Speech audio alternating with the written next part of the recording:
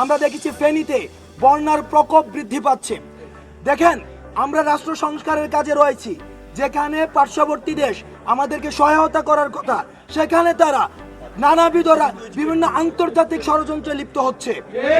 আমরা পার্শ্ববর্তী দেশের প্রতি আহ্বান জানাবো, আপনারা যে আজকে ব্যারিকেডটি খুলে দিয়ে বাংলাদেশে পানি প্রবেশ করতে দিলেন, অন্যদিকে আমরা দেখেছি তিস্তাতে পানির সংকটে সেখানে চাষাবাদ করা যায় না।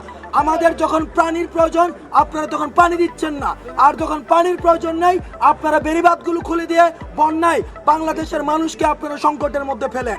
সুতরাং যারা আন্তর্জাতিকভাবে বাংলাদেশের সংস্কারকে এবং পুনর্গঠনকে বাধা দিতে চায়, তারা আমরা ফেসিবাদের দূষর হিসেবে চিহ্নিত করতে চাই। আপনারা আপনাদের জায়গা থেকে মিডিয়া কর্মীদের মাধ্যমে বাংলাদেশের মানুষের প্রতি আহ্বান জানাবো, এই যে বন্যাক্রান্ত মানুষগুলো রয়েছে আপনারা সবাই তাদের পাশে দাঁড়ান।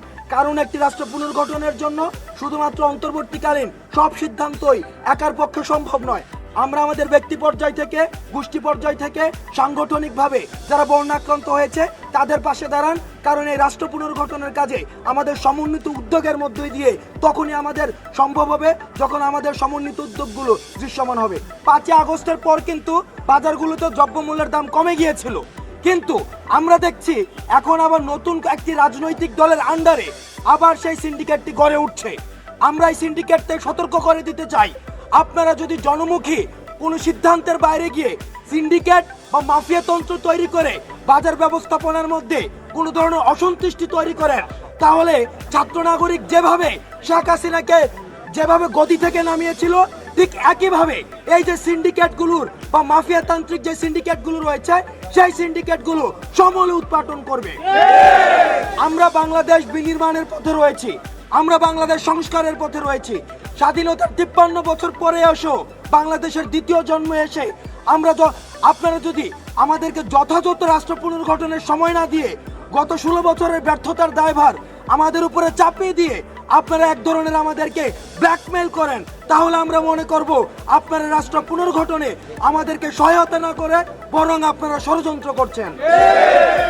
আপনারা আপনাদের জায়গা থেকে আমরা আহ্বান জানাবো সকল কর্তৃপক্ষে, সরকারি প্রতিষ্ঠান, বেসরকারি প্রতিষ্ঠান, সবাইকে আহ্বান করব এই অন্তর্বর্তীকালীন সরকারকে রাষ্ট্র সংস্কারে যথাযথ এবং পর্যাপ্ত সময় দিন।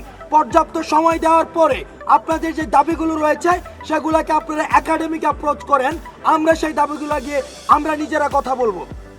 দুর্নীতির আখড়া হিসাবে পরিচিত, দ্বিতীয়ত দুর্নীতির আখড়া হিসাবে পরিচিত আমি 2-3 দিন ধরে অবজার্ভ করছি এবং আমাদের কাছে রিপোর্ট এসেছে যে ভূমি অফিস, বিআরটিএ, ওয়াসা এবং অন্যান্য যে সরকারি প্রতিষ্ঠানগুলো রয়েছে, আমরা আপনাদেরকে আহ্বান জানাচ্ছি, আমরা আপনাদেরকে হুঁশিয়ার করার আগে আহ্বান জানাচ্ছি, এখনো সময় আছে, আপনারা লাইনে ফিরে আসুন এবং আপনারা জনকল্যাণের জন্য কাজ করুন। আপনারা যদি এই দুর্নীতির শৃঙ্খল আরো বৃদ্ধি করেন, তাহলে জনগণ আপনাদের 5 আগস্টের মতো, বঙ্গভবনের মতো, সংসদ ভবনের মতো ভূমি অফিসগুলো, বিআরটিএ, ওয়াসা এগুলোর সবগুলোর একই ধরনের পরিণতির জন্য আপনারা প্রস্তুত হন। সুতরাং আমরা মনে করবো যে কাস্টমসে যারা রয়েছেন ঘুষ খেয়ে কখনোই রাষ্ট্র সংস্কার করা যায় না। আপনারা রাষ্ট্র সংস্কারের সহযোগী হন।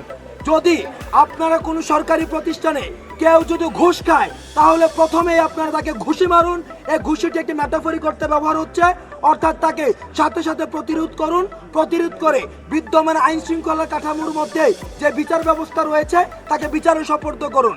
আর যারা চাকরি করছেন, আমরা আপনাদেরকে সতর্ক করে দিতে চাই, বিগত সরকারের সময় যে ধরনের শাস্তি হতো, মৃদু তিরস্কার অথবা ওএসডি, এগুলো কোনো শাস্তি নয়।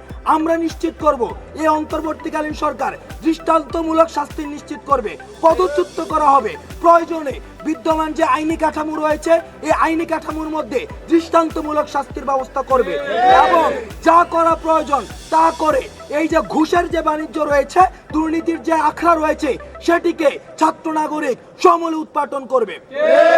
সর্বশেষ আমরা আজকে খবর পেয়েছি এবং এটি আমাদের বাংলাদেশের জন্য অত্যন্ত দুঃখজনক একটি বিষয়।